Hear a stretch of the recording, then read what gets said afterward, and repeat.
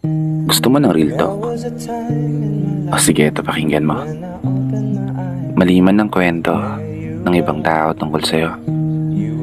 Ayos lang yan. Okay lang yan. Alam mo yung importante? Yun ay mas kilala mo ang sarili mo. Mas alam mo kung sino ka.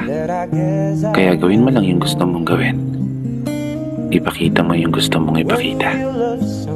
Tanggapin ka man o husgahan ka man ng iba. Bahala sila. Your life, your rules. At walang puwang yung mga taong walang ambag sa buhay mo. Ganun lang kasimple.